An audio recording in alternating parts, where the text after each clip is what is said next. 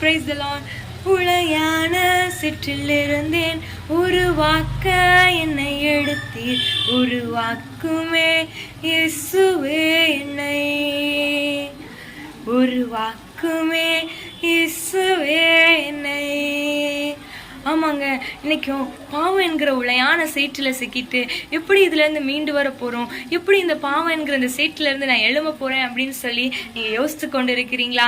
இனிமேல் இந்த பாவத்துலேருந்து என்னால் விடுபடவே முடியாதா, இனி நான் இந்த பாவத்துலேருந்து எழும்பவே முடியாதா அப்படின்னு சொல்லி ரொம்ப யோசித்து புலம்பிக் கொண்டு இருக்கிறீங்களா? இன்னைக்கு உங்களை பார்த்து ஏசப்பா சொல்கிறாங்க, உங்களை ஏசப்பா மீட்டெடுக்க போகிறேன் அப்படின்னு சொல்கிறாங்க.